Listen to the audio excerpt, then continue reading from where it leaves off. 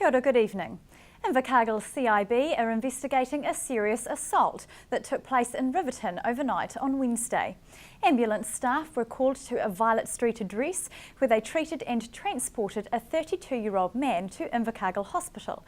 However, due to the seriousness of the assault, he was subsequently airlifted to Dunedin Hospital with multiple head injuries.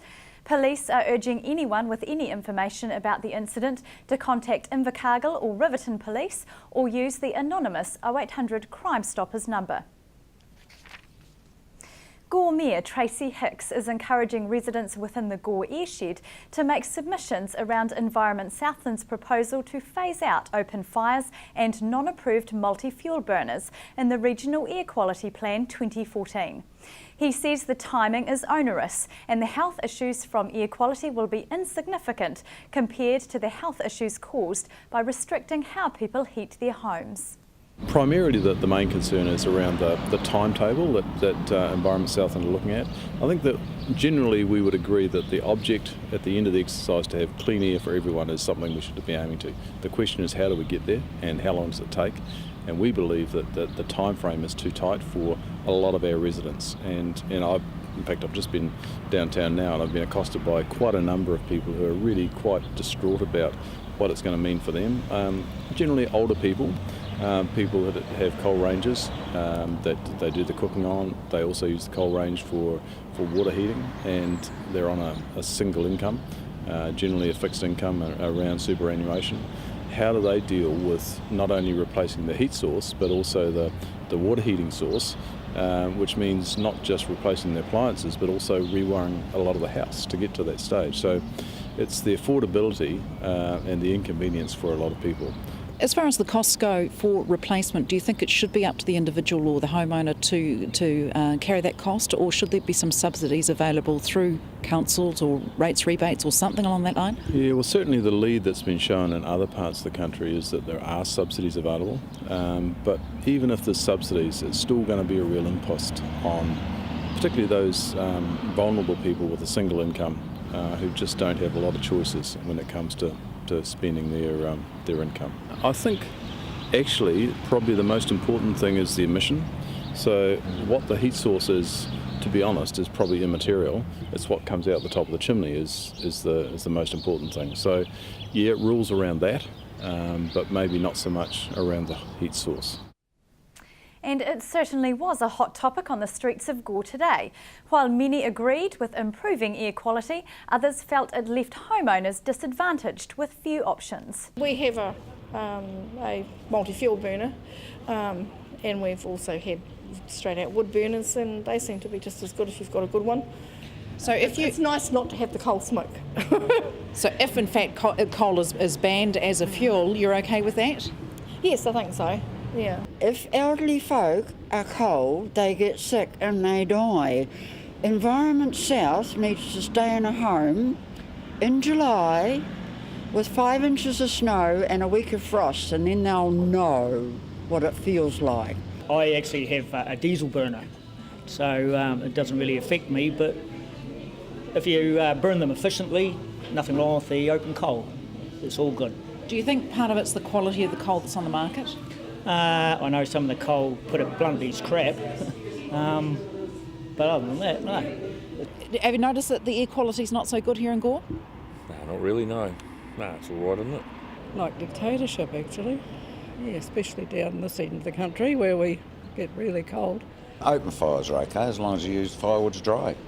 What if the merchants are providing firewood that's not actually dry? And well, the merchants should be providing dry firewood, or the people that are burning the wood should be buying it before winter and stacking it up to dry. Do you live in Gore Township itself? No, I don't. I actually live at Balfour. So not too much wood smoke going on, well, ash out there? No, not a great deal, but you always know when you've got coal on the fire. Everybody else's coal can be smelt for miles. So yeah, but that's, yeah, it depends on where you are. And I understand in the township you need to have clean air, and that's fair enough. Do you agree that the air quality needs to improve in Gore?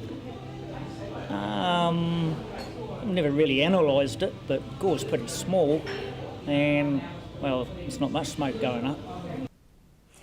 80 volunteer collectors for the New Zealand Breast Cancer Foundation were out all over Southland today, raising funds and awareness with the Pink Ribbon Street Appeal.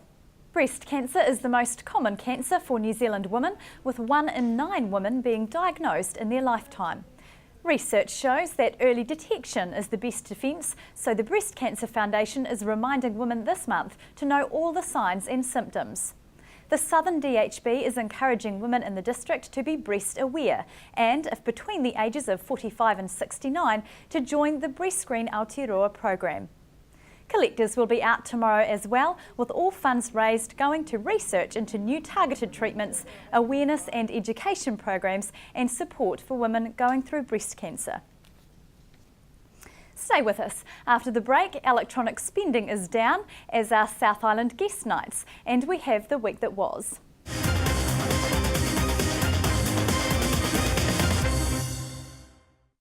Welcome back.